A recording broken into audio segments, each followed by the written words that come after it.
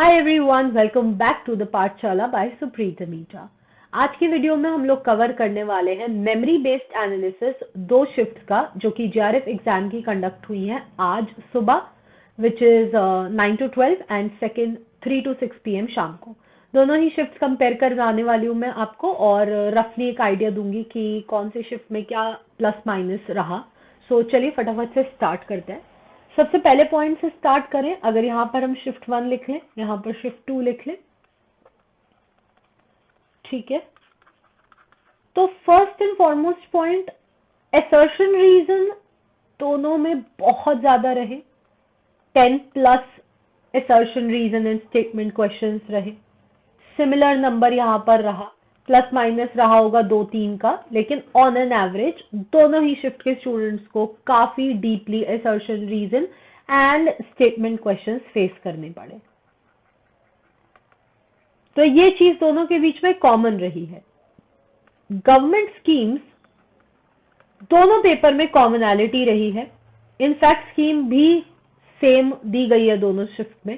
स्वच्छ सर्वेक्षण सुबह भी थी, वो शाम को भी है। तो गवर्नमेंट स्कीम्स का जो पैटर्न है वो भी दोनों में सेम रहा।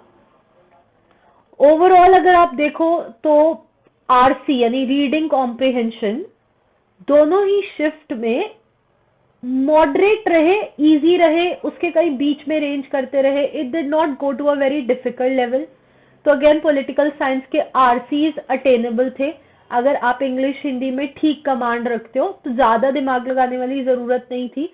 एटलीस्ट 10 में से 7 क्वेश्चन तो आपके फंसने ही चाहिए थे आरसी। तो that was again one advantage जो शिफ्ट 1 शिफ्ट 2 में दोनों में आपको देखने को मिल रही है कि आरसीज में कोई बहुत ज्यादा हेरफेर नहीं करी गई। यूनिट्स के फोकस की अगर बात करें, India's foreign policy and Indian constitution पर दोनों ही शिफ्ट में फोकस बहुत हाई रहा है। यानी unit number 6 which shows current structure, क्योंकि उसमें फॉरेन पॉलिसी के पास्ट के सिर्फ 2 ही चैप्टर है स्टार्टिंग के, बाकी सब कुछ फॉरेन पॉलिसी का करंट अफेयर है।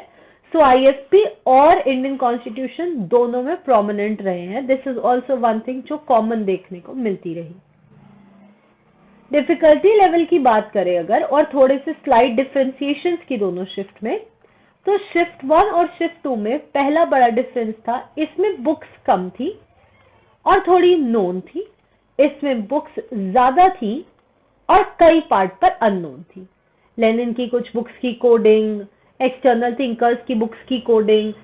जो शिफ्ट 1 है उसकी बुक्स में generally known books I, Aristotle आया, एमपी फोलेट आया। So it was a good standard of books.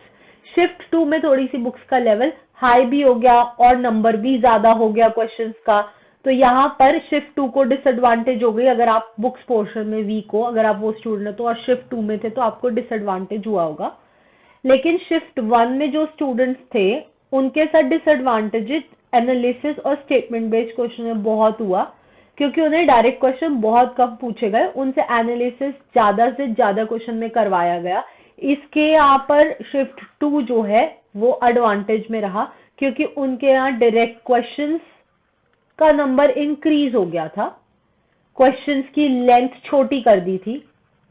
Questions unknown हो सकते हैं फॉर दोज जो डीपली नहीं गए सब्जेक्ट के अंदर, लेकिन डायरेक्ट थे और लेंथ कम थी। यहाँ पर क्वेश्चंस डायरेक्ट थे लेकिन लेंथी ज्यादा थे। तो यहाँ वो स्टूडेंट फंसा है जिसकी टाइम पर कमांड नहीं थी। अगर आपका टाइम की कमजोरी है ना, आप टाइम आपकी कमजोरी है पेपर के दौरान, तो आपको डेफिनेटली शिफ्ट 1 में स्ट्रगल करना पड़ा होगा। वो मेरे पास ऑलरेडी रिव्यू टेलीग्राम चैनल पे आ गया कि उन्होंने काफी स्ट्रगल करा भी है। नहीं कर पाए कई स्टूडेंट टाइम पे खत्म, इतना समझाने के बाद भी। तो ये चीज है। और दोनों शिफ्ट के बीच में एक और डिफरेंस जो रहा, शिफ्ट 2 का पब्लिक एडमिनिस्ट्रेशन बहुत डिटेल्ड था। शिफ्ट 1 का पब्लिक एडमिनिस्ट्रेशन उतना डिटेल नहीं था। शिफ्ट 2 में आईपीटी के क्वेश्चंस फिर भी दिख रहे थे गिने चुने। शिफ्ट 2 में आईपीटी के क्वेश्चंस बहुत रेयर दिख रहे हैं।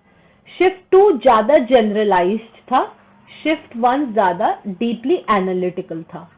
तो उन सेंस में कई पैमानों पर यहाँ के स्टूडेंट को एडवांटेज हुआ है, कई पैमानों पर इस साइड के स्टूडेंट्स को एडवांटेज हुआ है। ऐसा कोई बहुत बड़ा मैसिव डिफरेंस नहीं है जिसको लेकर हम आपस में परेशान हो या पर ये सोचे कि अरे उस पे ज्यादा आ गया, इस पे कम आ गया। जैसे अब लियोटार्ड का क्वेश्चन आ गया शिफ्ट 2 में, शिफ्ट 1 को ऐसा कोई क्वेश्चन नहीं मिला जो इतना रैंडमनेस हो।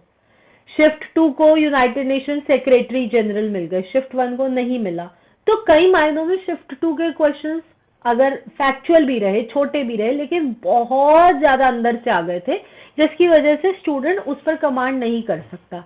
इनफैक्ट मैं आपको एक बात पहले भी बोल चुकी हूँ, आप जितनी क्लास पीछे देखोगे, एक हफ्ते में रिविजन क्लास हुई है और प्लस क्लासेस में भी और वैसे भी, आज भी फिर से बोल रही हूँ, आप जितना ज्यादा बड़े क्वेश्चंस देखते हो ना, उनके आंसर स्टेटमेंट में कहीं ना कहीं मिल जाते हैं। छोटे और डायरेक्ट और फैक्चुअल क्वेश्चन में आपके पास एक्चुअली रियली जवाब नहीं होता, क्योंकि आप कहाँ से ढूंढ के लाओगे, आता है तो आता है, नहीं आता तो नहीं आता। तो कई एस्पेक्ट में ऐसे पेपर्स बहुत ज्यादा तंग कर देते हैं। अगर हम शिफ्ट 1 की बात करें, हमारे पास स्टेटमेंट क्वेश्चंस में प्रीएम्बल जैसा क्वेश्चन आया, जहां पर प्रीएम्बल हमारे कॉन्स्टिट्यूशन का हिस्सा है या नहीं, उससे जुड़े केस आ गए। हमने बेरूबारी, केशव नंदा सब प्रिपेयर कर रखा था, प्रीएम्बल वाला क्वेश्चन कई बार कर रखा था। सो दोनों ही शिफ्ट में ऐसे 5 से 7 क्वेश्चन होंगे जो ऑफकोर्स एवरेज स्टूडेंट के लिए अननोन रहे होंगे। दोनों शिफ्ट में वही सिचुएशन है। लेकिन अगर आपने क्लास और पीडीएफ कंबाइन करा हुआ था तो 90 क्वेश्चंस का लेवल ऐसा था जो हमने सुना तो हुआ ही था। आप अटेम्प्ट कर पाए, आप एनालाइज कर पाए नहीं, आप स्टेटमेंट को जान पाए या नहीं, वो एक पर्सनल प्रॉब्लम होती है। Of course memory based analysis में हम वैसे भी ये नहीं बता सकते कि पर स्टूडेंट कैसा गया होगा, उसके लिए रिस्पॉन्स शीट का वेट करेंगे। लेकिन एक ओवरऑल जब परसेंटेज ऑफ क्वेश्चंस देखते हैं, 50 क्वेश्चन हमने वहां से उसके पता करे शिफ्ट 1 के, 50 शिफ्ट 2 के पता करे, रैंडम कंपैरिजन अगर देखा जाए तो ओवरऑल 89-90 क्वेश्चंस ऐसे ही थे जो क्लासेस में बार बार रिपीट हो रहे थे एंड कहीं ना कहीं कवर्ड थे। अब बाकी तो देखिए 5, 7, 8, 10 इतना तो हर पेपर में स्कोप रहता है कि क्वेश्चन कोई एक पार्ट गलत आ गया, कोई 4 में से एक ऑप्शन बहुत डिफिकल्ट आ गया, वो तो देखो रहता ही रहता है, पेपर 1 में भी पेपर 2 में भी। इतना तो ऑन द स्पॉट कोई क्रैक नहीं कर सकता कि पेपर कैसा होगा। और दूसरी चीज है ना, आधी चीजें हमेशा लगता है जब हम डिस्कशन करते हैं पेपर के बाद, नहीं नहीं मेरा ठीक है, उसका गलत है, उसने सही नहीं किया होगा, फिर हम गूगल करते हैं, हम निराश हो जाते हैं। ये सब प्रोसेस तब तक चलता रहेगा 1-2 दिन तक, जब तक आपका दिल शांत नहीं हो जाता ये सोच के कि भाई मैंने कैसा किया होगा। बाकी देखो थिंकर्स की जहां तक बात है, किसी में वेस्टर्न ज्यादा तो किसी में इंडियन ज्यादा, किसी में स्टेट पॉलिटिक्स के थिंकर ज्यादा आ जाए। जैसे अब इस बार यूनिट 8 पे फोकस बहुत कम रखा, यूनिट 6 पर पिछले साल भी ज्यादा था, हमने तैयारी भी अच्छे से कर ली थी, इस बार यूनिट 6 पर ज्यादा था, तो हम प्रिपेयर्ड थे पूरी तरीके से। ऐसी कोई स्कीम्स नहीं आई। अब जयशंकर जी की जो स्कीम आई है या अटल पेंशन योजना है या उज्ज्वला है, ये कोई ऐसी ग्राउंड ब्रेकिंग स्कीम्स थोड़ी है जो हमने ना पढ़ी हुई हो। और अपने टाइम पे ग्राउंड ब्रेकिंग थी, लेकिन उनका टाइम भी तो 7-7 साल 5-5 साल पुराना हो चुका है ना, तो हम जानते हैं वो स्कीम्स। तो देयर वर नो स्कीम्स जो बिल्कुल अननोन थी। अब आपके पास सत्याग्रह का क्वेश्चन है, पैसिव रेजिस्टेंस का क्वेश्चन है, गांधी है, पेरियार है, ये क्वेश्चंस यार जानने वाले सवाल है। Follett, Barnard, match the following, Robert Cox, post modernism, critical theory, किसी में वो आया किसी में वो आया है। मतलब किसी में अगर पोस्ट मॉडर्निज्म का ज्यादा आ गया तो किसी में बुक्स का ज्यादा आ गया, किसी में यूनिट 7 का ज्यादा आ गया तो किसी में यूनिट 2 ज्यादा आ गया है। जैसे प्लेटो के कुछ क्वेश्चन बहुत डिफिकल्ट कर दिए हैं, एरिस्टोटल इजी रख दिया है। Such kind of a structure was there कि आप अनफेयर नहीं कह सकते कि शिफ्ट 1 बहुत डिफिकल्ट था, शिफ्ट 2 बहुत इजी था, या शिफ्ट 1 बहुत इजी था, शिफ्ट 2 बहुत डिफिकल्ट था। 19 और 20 का भी फर्क इस बारी नहीं है, पिछली बारी था, इस बारी 19-20 का भी फर्क नहीं है। शिफ्ट 2 के कई स्टूडेंट्स बहुत परेशान हैं, उन्होंने बुक्स पे बहुत मार्क्स गवा लिए हैं। शिफ्ट 1 के कई स्टूडेंट बहुत परेशान है क्योंकि वो स्टेटमेंट नहीं पढ़ पाए, उनको समय बहुत लग गया, उन्हें बहुत खींचातानी फील हो रही थी, बार बार असर्शन, रीजन, स्टेटमेंट बार बार रिपीट हो रहे थे। तो ओवरऑल 19-20 का भी फर्क नहीं है, 19-19 है तो 20-20 है। बस इतना ही है कि जब रिस्पॉन्स शीट आएगी तो हम रियल में जान पाएंगे कि एक अंदाजा कि कौन सा पेपर जो ना एक टफ हैंड पे था या इजी हैंड पे था। मेमोरी बेस्ड एनालिसिस से तो सच बताऊं, ना शिफ्ट 1 के साथ कोई बहुत इजी वो हुआ है, ना शिफ्ट 2 के साथ। पिछले साल से लेवल ऑफ पेपर स्टूडेंट्स के अकॉर्डिंग राइज हुआ है and they have been facing little more difficulty shift paper 2 में, जितनी पिछले सालों ने नहीं आई थी।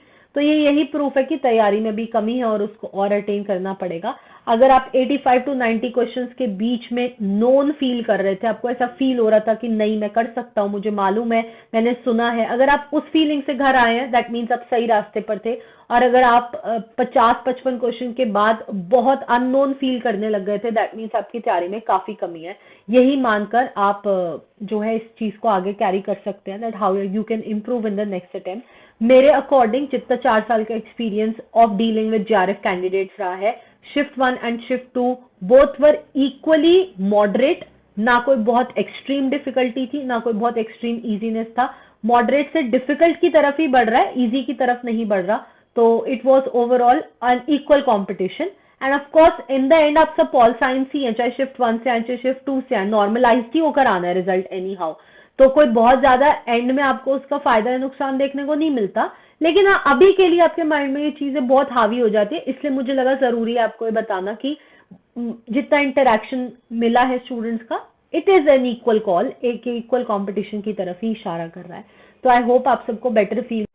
अगर आप लोग निराश है अपनी प्रिपरेशन को लेकर और आप लोग डाउट में हैं कि आगे क्या करना है, कैसे करना है, तो मुझे अनअकैडमी प्लस पे ज्वाइन कर सकते हैं। कल सुबह ही मैं अपना नया कोर्स लेकर आ रही हूँ, नया बैच स्टार्ट कर रही हूँ।